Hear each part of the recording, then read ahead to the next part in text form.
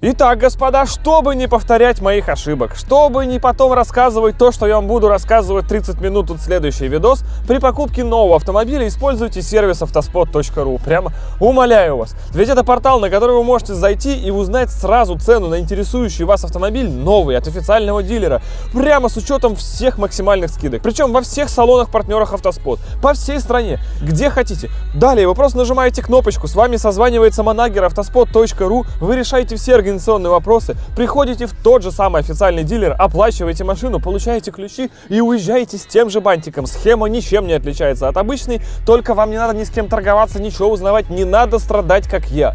Вы просто покупаете тачку и наслаждаетесь, и экономите деньги. Автоспот.ру. Ссылка будет в описании. Пожалуйста, не повторяйте моих ошибок. Используйте Автоспот. Господа, здравствуйте! Мы сегодня с вами находимся в салоне, где продаются новые автомобили. Это всегда плохой знак, потому что каждый раз, когда я пытался купить новый автомобиль, меня имели все, во все ворота. В этот раз, в принципе, получилось то же самое, с одним небольшим изменением, что мы взяли не европейский, а американский автомобиль. Я купил его себе, я страдал, пыхтел, но в итоге у меня в руках есть сервисная это называется книжка от Jeep Wrangler, который уже фактически мой, полностью оплаченный, и мы сейчас с вами прям проходим в эти же самые ворота, из которых, если мне сейчас сильно повезет, мы его посмотрим, и он окажется не битый прямо с машиновоза, как тоже бывает, мы с вами выйдем в дальнейшую счастливую эксплуатацию. Но все очень непросто, и сейчас я буду перед вами долго оправдываться, но поехали. Если вкратце, купил я, естественно, комплектацию, которая называется даже не минималка. Я называю эту комплектацию лох-пидор, потому что именно эти слова вы будете слышать, когда каждый владелец другого Wrangler, другого джипа проезжает мимо вас в потоке, потому что меньше найти в стране не удалось. Если бы больше зарабатывал, наверное, бы взял сразу Рубик. Но в нашем случае будет так называемый в конфигураторе спорт, который представляет из себя хорошо, что есть литье. Хорошо, что есть литье и есть мафан, как в Рубиконе, насколько я понимаю. Больше здесь нет ничего, и он от него отличается очень серьезно. Чтобы вы понимали, вот это фары от Шахи. То есть это не LED, который вы видели на Рубиконе, это действительно обычный галоген, это тряпочный салон, это черные накладки вот эти вот не крашеные в цвет, это совершенно другая схема вот этих вот штук, это другая оптика сзади, это еще очень много всего, но с другой стороны вы сами понимаете, что мы брали эту машину не ездить на ней в стоке. Мы брали эту машину для того, чтобы она стала лучшей. А лучшее – это не синоним стокового. Соответственно, половина из того, что мы могли купить, допустим, с Рубиконом, но не купили, нам бы все равно бы не пригодилось. Дальше я буду еще минут 20 вам рассказывать, как все плохо конкретно с этой комплектацией, но поверьте мне, это сделано не просто так. И у меня к вам вопрос. Что значит кнопка снизу? На Рубиконе она была другой, там был нарисован гудок. А это? Это автозапуск. А я смогу его сейчас сделать здесь в помещении? Не факт, лучше не надо. Понял, лучше не надо. А почему тогда на Рубиконе не было автозапуска? Это доп какой-то? Да, там доп. То есть у меня даже с допами. Она у нас вышла 220 тысяч рублей. С трейдином было бы дешевле. С трейдином. Но с трейдином возникла у нас заминка. Да, 3 месяца владения автомобилем. Да, а почему мы узнали это после того, как я купил автомобиль? Потому что Jeep это сказал нам 1 апреля. Я позвонил в Jeep России, а вернее FCA они называются, вчера. Мы разговаривали с руководством, и оно нам сказало, что программа трейдина была 2 уже с лишним года без изменений. Нет, можем показать вам все. У нас 1 день владения трейдинским автомобилем. А можете показать? Можем. Нам понятно, я просто хочу узнать, зачем я купил Saab и кому мне теперь его отдать. Вам или FCA? Да, Saab был для вас. Я так и знал. Давайте разберемся, потому что у меня есть с одной стороны FCA, которые говорят, что этого не может быть, это автополе. И мне они разрешили это говорить на камеру, что FCA официально говорит, это все автополе. И у нас есть с другой стороны автополе, которое не могло меня ввести, по идее, в заблуждение. Да. То есть, если мы сейчас выясняем, что это FCA, я с эвакуатора разгружаю у штаб-квартиры Saab в Москве. Да, и раскрашиваем его как Range Rover. А если это автополе, то мы сейчас Saab оставляем здесь, потому что мне он на самом деле более не нужен, но я его уже купил. Как бы нам подтвердиться, что... Сейчас письмо найдем. Сможем? Да. Здорово. Тогда вот, если возможно, принесите, пожалуйста, письмо, а мы пока выезжаем. В чем возникла, объясняю, небольшая загвоздка. Дело в том, что изначально я оплатил за эту машину 2 миллиона 900 там с лишним тысяч рублей, потому что мне салон сделал большую скидку из того, что мог сделать салон. То есть, проще говоря, убрав полностью свою выгоду, за что им, кстати, огромное спасибо в любом случае, потому что мне сделали отнюдь не цену с улицы, это не 3 700, как они сейчас стоят. И далее можно было еще цену уронить на 200 тысяч рублей. Эту скидку дает вам производитель, как я понимаю, не салон, если вы в салон при этом же сдаете машину в трейд-ин. То есть, но, к сожалению, о том, что машина должна быть при этом во владении у меня 3 месяца, которые я сдаю в трейд-ин, я узнал, к сожалению, уже после того, как все оплатил. В итоге получилось, что я покупал Saab, который я покупал только, ну не только для снять дешевок и потом его сдать в трейд-ин, и в итоге я его в трейд-ин сдать не могу. А я его для этого даже поставил на себя на учет. И теперь мне просто нужно найти того человека, которому этот Saab отдать лично. Потому что мне он больше не нужен, я могу его продать, но я же хотел сдать его в трейд-ин, и я его дам трейд-ин тому, из-за кого я его купил. Евгений, у нас маленькая просьба, а вы можете на секундочку отвернуться? Ну вы же нам запретили делать автозапуск. И если бы вы видели, вы бы не могли бы это допустить? Так. И сейчас, погоди. Да, у нас есть автозапуск. Капец, как заглушить? Как заглушить? Ну, мне гребаных 148 лет, у меня никогда не было новой машины. И, вероятнее всего, больше никогда не будет, потому что я заебался каждый раз покупать машину в автосалонах. Это реально такой гемор. А здесь, она новая. И у него, короче, я сейчас все объясню. Надо выезжать.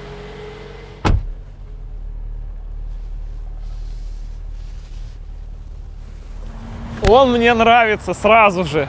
Просто ты сходу посмотри. Выворот. Это выворот. Учитывая, что он короткий, он разворачивается просто на месте. Блин, я в первые метры понял, что я купил нужную тачку. Он охрененен, чуваки. Я это буду еще много вам говорить, но это Wrangler, и он космический на самом деле. Он реально космический. Короче, он очень сильно отличается от минимальной комплектации, которая на самом деле в Америке. Здесь даже другая раздатка, не как американская, ну и не как у Рубикона. Здесь двигатель базовый 2-литровый, за который в Америке вам нужно доплачивать еще 1000 баксов. Здесь автомат по умолчанию, вы не сможете купить палочку, а в Америке за автомат вам тоже нужно доплачивать. То есть здесь литье в базе, а в Америке за литье вам также нужно доплачивать. То есть все не так, все другое. Здесь капот Рубикон, а в Америке вам за него нужно доплачивать. С другой стороны, он стоит 2 раза дороже, чем в Америке. И в Америке вам за это не надо доплачивать.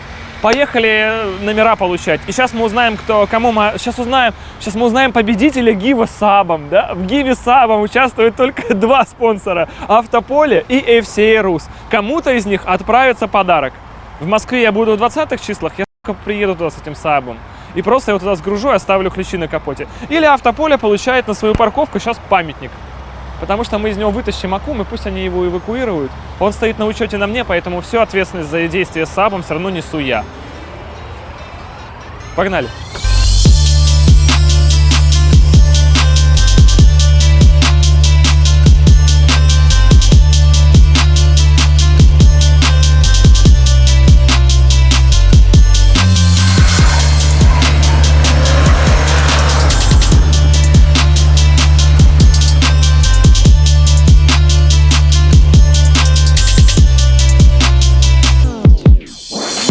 Короче, я вообще не ошибся с выбором. Тачка, пушка. Сейчас ездили по кольцу 119, да? Ну, может быть, 109 километров в час. Там 110 разрешенная, значит, мы ехали 109,5 километров в час.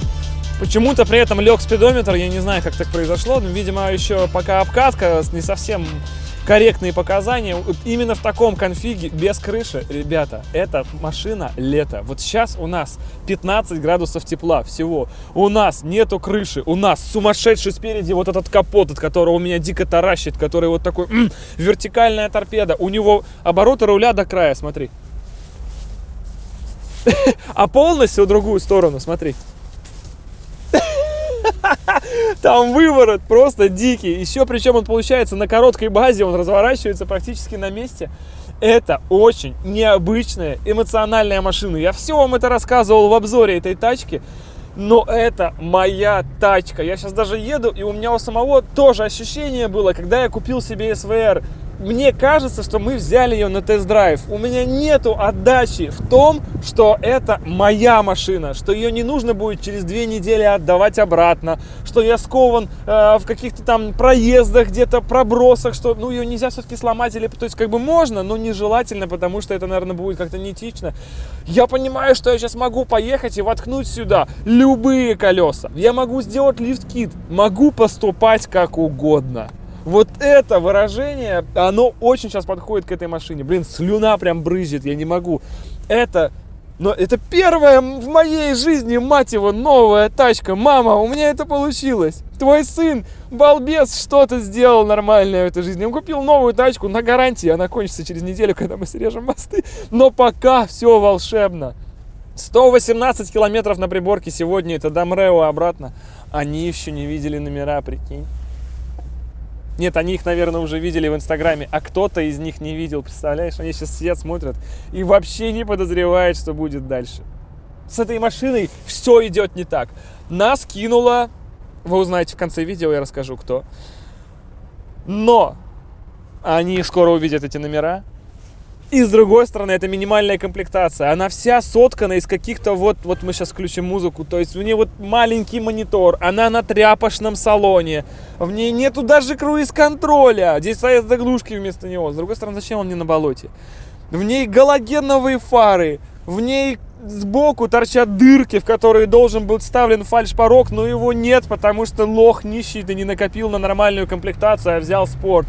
И при этом у нас вот эти номера. Это не пранк, не розыгрыш, и никто не платил за это денег. Как только я запостил фотку в Инстаграме с этой машиной, знающие люди в составе человек 6 в течение там первых 10 минут просто толпами стали мне звонить, типа, какое МРЭО, какое МРЭО. Сейчас же все знают, что вы получаете номера при помощи программы Фортуна, она так называется. И получается то самая вот ситуация, когда крестьянам могут выпасть 3 Анны. Когда мы их вынесли из МРЭО, поставили на машину, вся стоянка выбежала, спрашивает, что за номера и так далее. Нам в окошке, где их выдают, сказали, что таких номеров в МРЭО заехало 15 штук на 1000. То есть вероятность, что нам повезет, была менее процента. Это абсолютно. Но они выпали, и у нас есть 3 Анны. И в итоге получается, что с этим проектом реально все идет не так. То есть он, с одной стороны, очень какой-то странный, тяжелый, всеми преданными. А с другой стороны, он просто вот и фарт такой пошел. И 3 Анны на номерах. Вы представляете, когда эта машина будет злая, такая чудовищная. И с этими 3 Аннами она просто будет такая охреневшая, такая ехать просто да. Вот такая тачка, то есть в ней идеально будет все, даже государственные регистрационные знаки. Мне вот один раз так везло, когда я Ренжа на М-ках взял, и теперь эти 3 Анны. Мне кажется, в деревне соседи начнут что-то конкретно подозревать. Такие машины МММ, а вот и подъехали сварщики, да, как говорится. Ну, а что делать? И гусь еще на прицепе сзади, надо на прицеп еще какие-то номера, знаешь, повыдавать. Короче, все узнали, в каких МРЭО, там 4 МРЭО в городе, оказывается, куда завезли Анны. Какая-то дикая паника, везде очереди, потому что народ просто на шару пытается поставить любое ведро, которое у нее только есть, или сделать переучет в надежде, что выпадут 3 Анны. Такие номера стоят 150 тысяч рублей, мне уже предложили за них. Но не в этом проекте мы будем искать выгоду в 150 тысяч. Нас только что шваркнули на 2500, поэтому 150 мы уже отбивать пытаться не будем. Это космос, пацаны. Бля, она охуенна. Это все придется замазать, но это самое нормальное выражение, которое можно вот просто подобрать к этой машине. Она охуенная. И этим все сказано. Она моя и охуенная. Вот все. Но можно тут долго какие-то подбирать эпитеты, пацаны, но по-простому.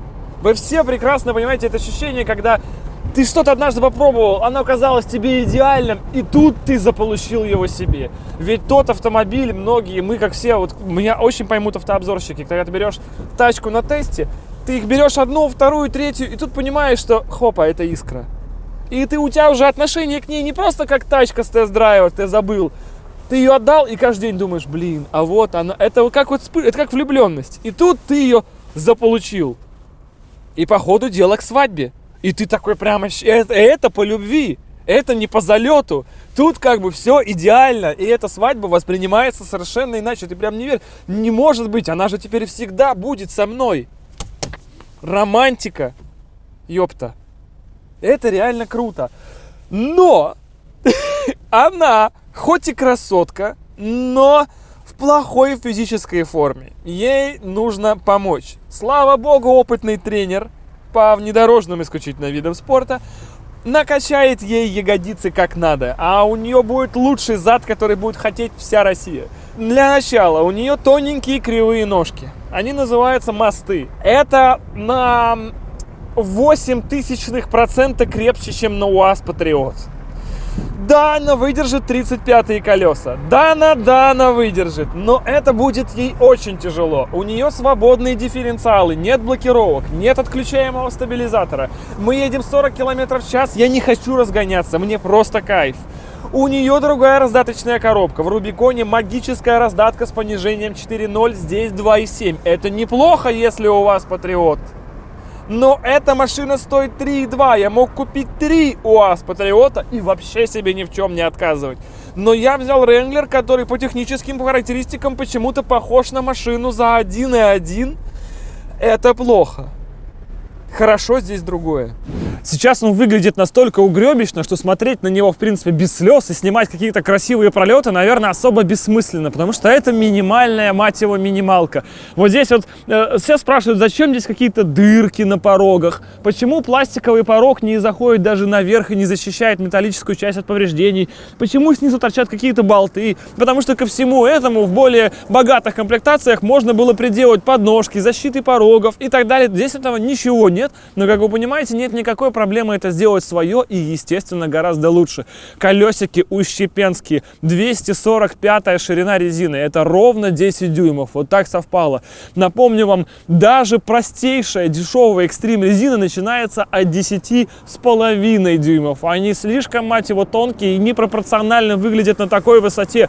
Жопа сидит ниже морды, сбоку смотрится просто ужасно. То есть при всем ее существующем чудовищном потенциале это все-таки минималка. Поэтому в этой серии, конечно, имеем то, что имеем. По ощущениям внутри вроде как автомобиль. Снаружи вышел, поплакал и пошел смотреть на сайты там Мопара, Тюнинг-ателье и всего прочего. Что же сюда можно аккуратно, быстро повесить по стоку, чтобы оно еще на этом жило. И вот уже в следующей серии у нас уже будет другая резина, уже будут немножечко другие мосты. И первым делом надо, конечно, защитить вот это вот. Потому что на первой же рампе, если мы соскочим с рама, она там, все это пойдет по бороде, а этого допустить мы, к сожалению, не можем.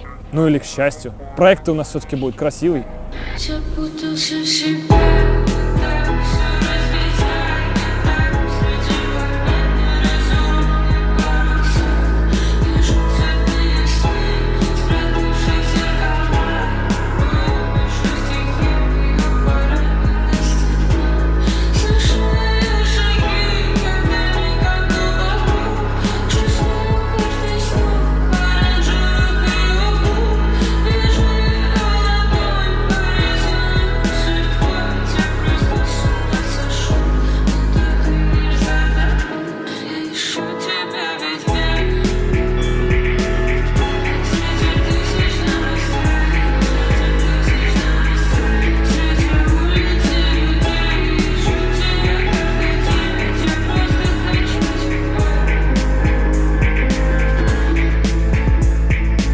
Самый частый вопрос: Костя, зачем ты берешь за такие сумасшедшие деньги новую тачку? Какой смысл? Есть же вариант купить точно такую же машину, бэушную, за 1,5. Эти вопросы основываются на некой неосведомленности в том, что происходит с Jeep. Никто про них ничего не знает. Так вот, это новое поколение. Выпускается оно только с 2018 года. Называется оно JL. Есть еще JK, которая прошлая, которая как раз и стоит бэушно. Но пускай, по-моему, с 13-го, если не ошибаюсь, года, если даже не раньше. И выглядят они типа одинаково. А на самом деле это разные машины. Если из глобального и самого простого, тот железный, этот алюминиевый. Эта машина алюминиевая, крышка капота, крылья, двери, даже задняя крышка. Задняя крышка, правда, сделана магниевой. Эта машина легкая, здесь другая рама, другие двигатели, другая подвеска. Здесь практически 90% всего другого. Это другой автомобиль. Но самое главное, через что он лучше, через то, что он легче. Этот автомобиль по паспорту, я думал, что весит 2, а он вот сюда аж дергается. Ага. А по факту он написано в СТС-ке у меня 1800 килограмм. Вот эта машина весит 1800. Вы представляете? Он легкий для этого размера. И здесь есть 2-литровый бензиновый двигатель, которого не было в том поколении, который в том числе тоже делает эту машину легче. Костя, почему ты не взял 3.6 V6? Это же нормальный двигатель. Во-первых, эта пачка сока кладет V6 на лопатки. Этот двигатель легче, мощнее и моментнее. Вот и все. В нем 272 лошади и 400 момента. В 3.6 моторе момента будет, по-моему, 340 или 360. Плюс он сам через это будет тяжелее. Лошадей в нем типа 280 или 290. Он незначительно мощнее, но главное это ньютоны. И ньютоны здесь так же, как и V6, достигаются с низов. А по надежности тот 3.6 тоже далеко не самый космический, поверьте. И даже в Америке за этот двигатель нужно доплачивать денег. Это не базовый. V6 дешевле 2-литрового. Представляете? Вот такая фишка. И чтобы показать вам, что этот двигатель может, я еще и в прошлом видео показывал на Рубиконе, он может элементарно делать бёрнаут и едет до сотни. Это крошка, потому что у нас на тонну 800 270 сил быстрее 7 секунд. При том, что у нас стоят огромные внедорожные колеса. Да, они тонкие, убогие, как я говорил, но они большие. И это 78 сантиметров. Я перевел это в дюймы, и получилось 31,8. Это больше, чем могут выдержать полуоси у Нивы в принципе. Потому что Нива ездит на 31-х, а это 31,8 в стоке. Так, ну что, девчата, пробег на приборке 167 километров. Показываем правильное прохождение обкатки.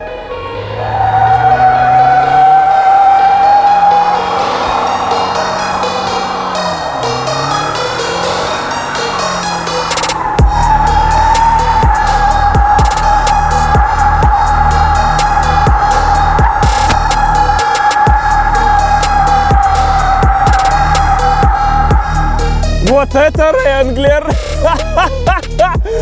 вот это джипарик, вот этот джипарик, да, и он реально едет боком. Давай еще раз попробуем.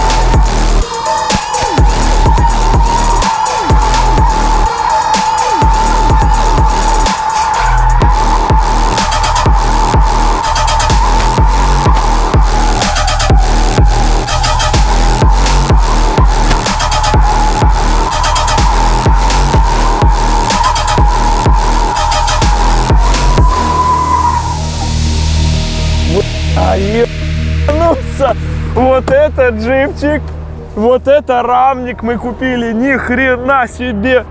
Слушай, ну он реально заряжает, да, ты видел?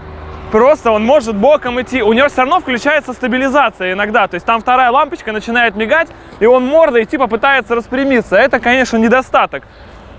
Надо вытащить предохранитель, и он будет угла держать просто как... Это на свободном дифференциале, на обычной Дане, на штатных колесах, без каких-либо изменений. Вот это, мать его, Америка. Вот это 2 литра. Вот это рамник. Эта машина просто ходячая эмоция. Очень жестко. Едем дальше. Тем временем мало кто догадывается, насколько серьезно я хочу подойти к этому проекту. И очень я заморочен в этом проекте на вес. Здесь будет, скорее всего, и кевлар, и карбон, и, естественно, алюминий. Это не будет та машина, которая сверху обвешивают чугуниной, потом едут в болото, тонет и говорят, ну он же большой, тяжелый. Ну что надо голову включать, прежде чем кататься. Почему ты не взял 80-ку? Потому что это гребаная церковь, которая тонет в этом болоте, когда вы на него выезжаете. Зачем покупать церковь, когда можно купить маленький приход? Особенно, когда педаль нажимаешь, там приход прям... Я в этом плане. Что вы, нам не нужны проблемы? Соответственно, в первую очередь надо взвеситься и понять отправную точку, от чего мы работаем. И сверхзадача будет, которая, скорее всего, вряд ли будет выполнима, но она точно будет очень дорогой, это в последующем этот вес сохранить. Это, конечно, никак не получится, потому что, к примеру, большие колеса вполне могут весить сами по себе килограмм по 80, по 100 в сборе, а это уже 400 на круг, это капец как. Но задача усидеть где-то в диапазоне 2 с хвостом. Очень замечательно, если она сейчас будет легче 2. По паспорту это так, по факту сейчас узнаем.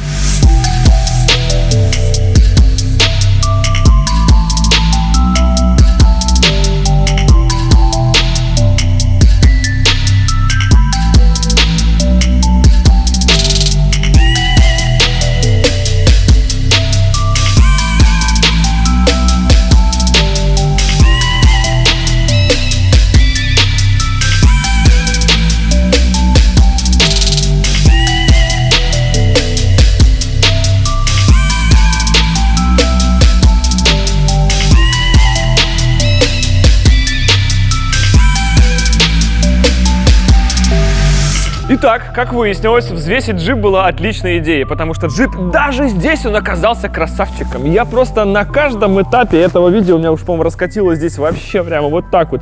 На каждом этапе этого видео я понимаю, что я сделал правильный выбор. Это шедевральный автомобиль, и это еще только начало, я буду восхищаться им дальше. Он сделан просто по канонам. Мало того, что он весит действительно до 2 тонн, это совпадает с тем, что написано у него в СТС-ке, это 1850 килограмм плюс-минус в зависимости от того, кто просто сидит и на каких сиденьях.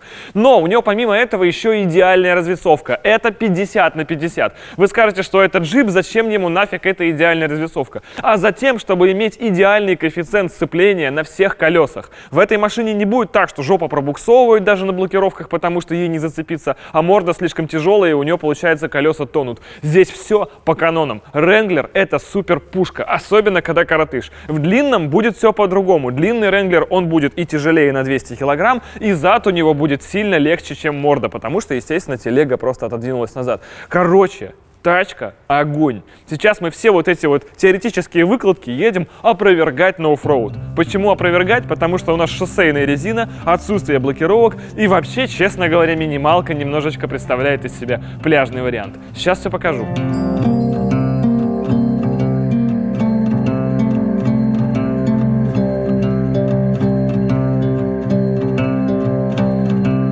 Еще одной интересной особенностью будущего проекта с этой машиной, потому что он еще не начался, мы в полном стоке, это то, что мы немножечко разбавим стереотипы, сложившиеся в России по поводу оффроуд проектов. Почему-то оффроуд — это всегда, так пишут в комментариях, это не мое мнение.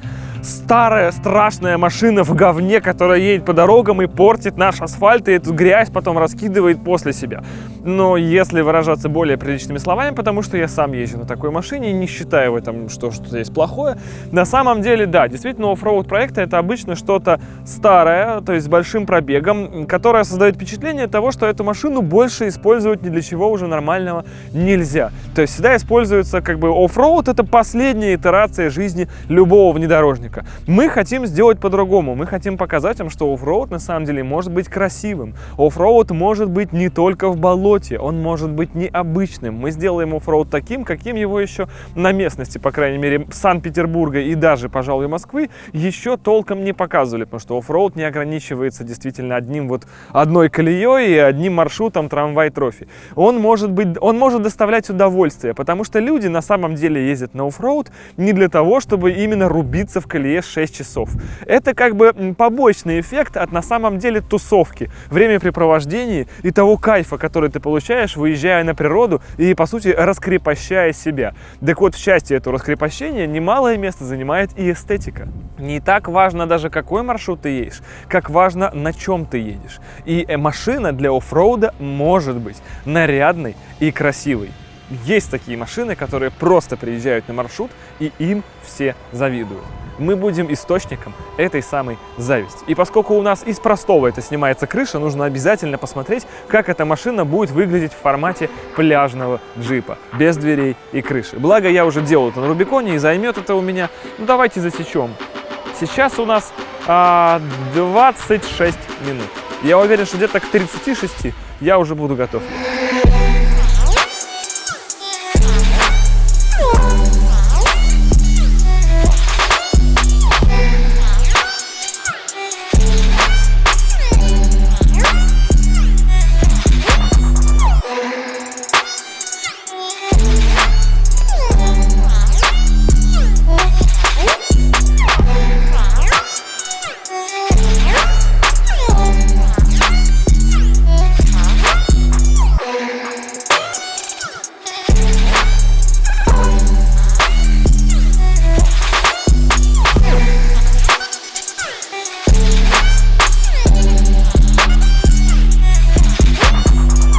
крыша. О, это я сделал, а дальше-то что делать? Крыша тяжелая, нужно снимать вдвоем. А я же по сценарию один. Но мы же все понимаем, что меня кто-то снимает, да?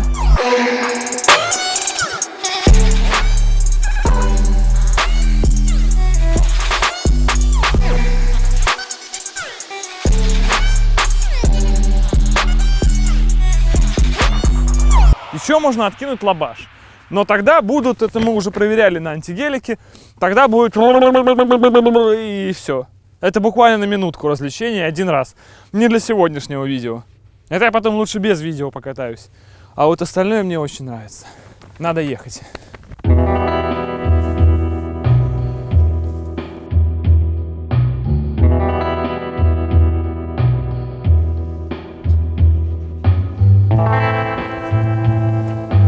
Нормально все? Так удобно, слушай. В ситуации, когда у вас не пристегнуты двери, или сняты двери, если уж угодно, вы начинаете чувствовать себя сильно ближе к квадроциклу. То есть вы начинаете думать, потому что елка, она не где-то там за деревом, она не мифическая и во что-то там упрется, она прямо здесь. И ее ветки могут до вас достать. Это мы еще лабаш не уронили, а его ведь тоже можно уронить.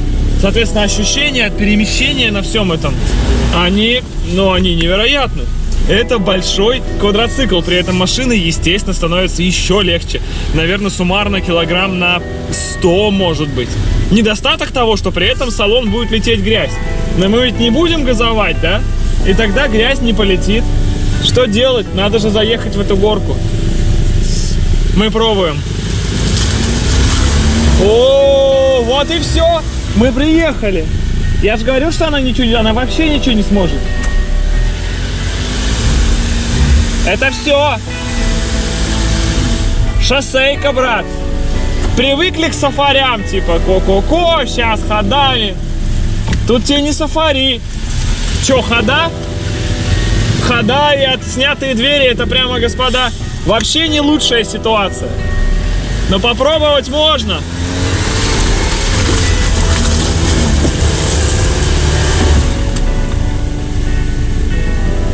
Ну не очень, но мы выше.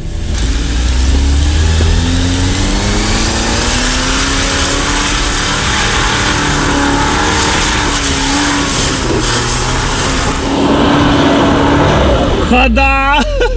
Хода затащили. Погоди. Фу. Баги тема. О, скилл. Так.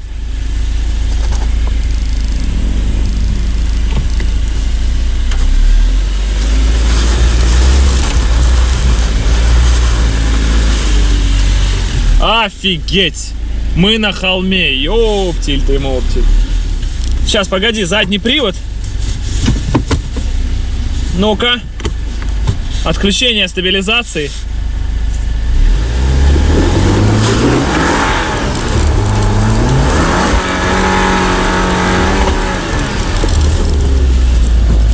Вот это тачка, а? Вот это прямо стиль. Мне потом это капец сколько отмывать.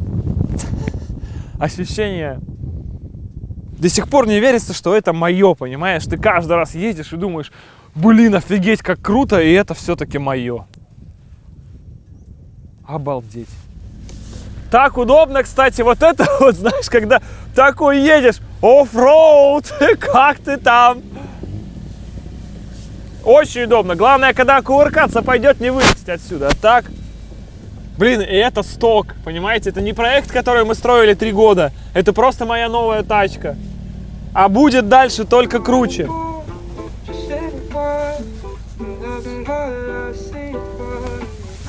Словами «я доволен» это же не передать. Такие ощущения, слушай, вообще.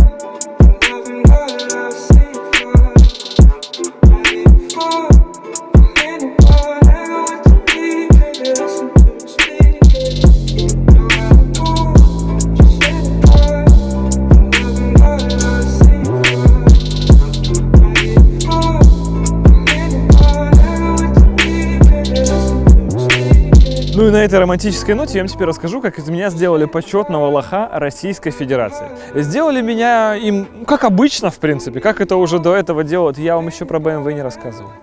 Расскажем же? Ну, через месяца 3-4, наверное. Расскажем. Ну, там история, достойная Оскара. Но сейчас последний, кто меня, так сказать, унизил как клиента, это была FCA Россия. Изначально я пришел к дилеру Автополя, которого вы видели в начале этого ролика, и сказал, что мне нужен Jeep Wrangler. Я готовился к этой покупке, у меня вся необходимая сумма была на счете. Я посчитал, что это станет неким козырем в общении с дилером, что я не хочу там каких-то рассрочек, чего-то, мне просто нужна тачка за лучшую цену. Дилер сделал со своей стороны, получается, все возможное. Они практически минимизировали свою выгоду, как мне, по крайней мере, объяснили со слов, мне так кажется. Со стартовой цены 3,7 на сегодня, 3,7. Вы представляете, стоит эта машина. Они скинули свою выгоду. Еще они скинули 200 тысяч мне за то, что я какую-то машину сдам в трейд-ин. Должно было быть условие, что машина должна была быть стоять на мне на учете, юридически чисто, естественно, потому что я ее продаю к дилеру. Ну и передвигаться своим ходом. Должна быть тачка как тачка. И именно так в нашей истории, как вы видели недавно, появился Saab 9000, потому что мы эту тачку взяли в том числе, чтобы сдать ее в трейд-ин. И еще они там дали, была некая субсидия от FCA России, опять же, которая составляла 170 тысяч рублей. Все это в сумме то на 3, на 10 мне обошлось в некислую скидку практически в 700 тысяч рублей, даже больше. Потому что за машину я в итоге в тот же день заплатил 2 950 сразу, 100%, просто чтобы больше ни о чем не переживать. Это было 26 марта. Мне сказали, что машина приедет через 4 дня, но я сразу понял, что это, так сказать, маркетинговый ход, и на месте мы так с менеджером договорились, что вы меня примерно раза в 2 кинете, и машина приедет 5-го.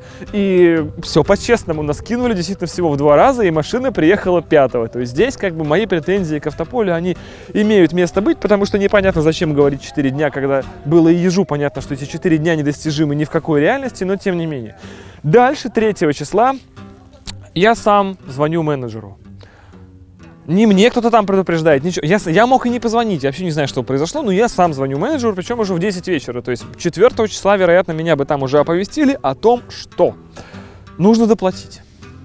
Нужно доплатить 200 тысяч рублей. То есть такая, видимо, какая-то для кого-то расходные карманные деньги. Там, ну сколько там, 200 надо доплатить, сейчас, пацаны, это не страшно, то есть 200 тысяч рублей. Я спросил, почему, потому что мне было дословно сказано, Jeep Россия сказал, что Saab не подойдет для трейд-ина, потому что для трейд-ина нужен срок владения транспортным средством 3 месяца. Я сказал, удивительно. Там начались в голове дикие переборы. Кто же ошибся? Менеджер, когда мне рассказывал про эту акцию с трейд-ином. FCA Россия. Кто еще? Я, естественно, решил эту версию проверить. Позвонил в FCA, опять же, Россия. И сказал, мне говорят, что типа Jeep Россия или FCA Россия забанила, грубо говоря, наш Saab.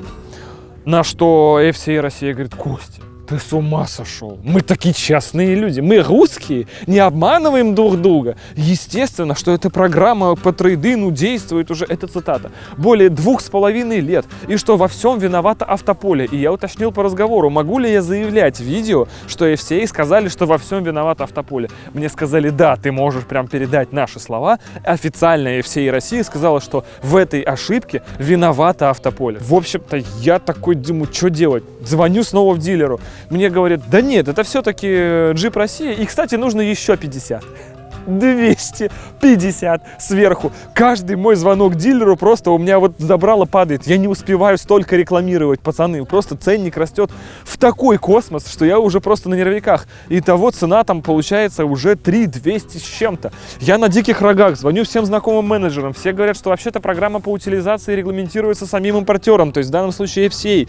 Мне еще скидывают видео блогера Ярдея, который хотел купить Fiat, но не смог, потому что его забанили. Ему позвонили из дилера и сказали, что персонально вам Fiat не продадим. А Fiat, это удивительно, Fiat Chrysler Association, то есть это тот же FCA Россия. У меня сходится пазл, еще эта ситуация на Байкале. Я начинаю вообще дико гореть и думаю, кого мне хреначить, кто виноват. И нам, когда мы забирали эту машину, менеджер предоставил те бумаги, про которые он говорил, и мы все это слышали в начале видео. Естественно, нам не дали их снимать, потому что это внутренние документы, там, ну мало ли что там, я, честно говоря, не знаю, но я их видел лично вот этими вот всеми своими 4 глазами, честное слово. Мне их показали в развернутом виде, но я их видел сам, и там было написано, что это регламент по трейд-ину, в котором описаны изменения в апреле от марта. И там изменения именно с 1 апреля, что трейд-ин теперь должен содержать 3 месяца владения автомобилем. Меня кинул Fiat Chrysler Association. Причем, если в других компаниях, корейские производители есть, например, где вы все условия договора фиксируете в день оплаты, а это было бы 26 марта, то в FCA это принято делать в день выдачи автомобиля. А выдача автомобиля с марта и 4 дня, типа 30-го она бы приехала, перенеслась на 5-е. И действительно, субсидия, которая была 170 тысяч от FCA, стала теперь 120 тысяч. И еще полтос мне прямо загоняет туда по самую простату FCA. Именно из-за своего регламента. И когда эта ситуация возникла, я уже звонил в этот FCA Россия и говорил, что вот такая ситуация. Они мне сказали, нет, это Автополе. Хотя трейд-ин регламентировался импортером. Таким образом, получается, что джип в России окружен мудаками. Вы понимаете, если они завтра сделают эту машину лучше, чем Солярис, они не смогут ее продать.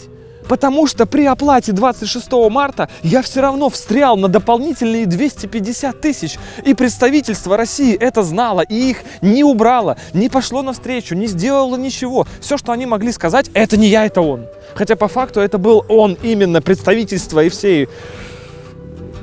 Нам не нужны такие люди в представительстве джипа в России. Они нам не нужны, я считаю. Надо перевести это видео на английский, я еще от себя подробно запишу комментарий, и мы отпишем это в штаб-квартиру туда. Потому что у этих ребят был шанс хайпануть. У нас был у всех шанс сказать, что это представительство, это офигенные ребята, что они делают вещи, давайте вместе продвигать джип. Никто, кроме меня, не хочет продвигать джип в России. Да всем на него положить. Эту машину предали все. Эту машину предали те, кто должен ее продвигать. Продвигать, а не предавать. Слышишь? Есть тонкая разница. Он слышит. Уходи. Именно ты, кто-то сидит там и всем этим управляет, реально портит картину. Потому что я просто жестко, фанатично тащился от этой тачки. И я купил ее за свои бабки. И меня ебут, а я плачу и плачу дальше.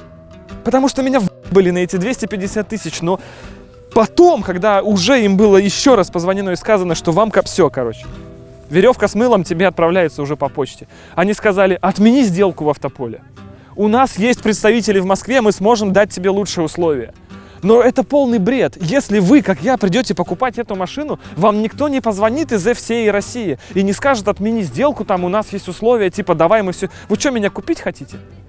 Вы что, бля? Ты, слушай, бабки твои не нужны вообще, понял? Не надо мне этого всего, ничего. Просто не надо. Потому что дико горит. Потому что это охрененная тачка. Ее нужно было просто нормально спозиционировать. И если попадись она в руки какому-то другому человеку, но которого вот так бы она не цепанула, никто вам не станет рассказывать, какая она охрененная. Мы уже 4-е, по-моему, видео выходит у нас, где мы вам рассказываем. Еще никогда FCA Россия так не превзошла себя в своем желании унизить меня как клиента. Мне все очень понравилось. И я даже куплю, если мне понадобится, я куплю еще одну эту машину. Это феноменальная, гениальная машина. Но она мне нравится гораздо больше, чем те люди, которые ее продают. Слушай, у нас пока только одна немецкая марка, и то я не себе брал. Может, вот в чем фишка. Это я, может, какой-то... Я лох, реально.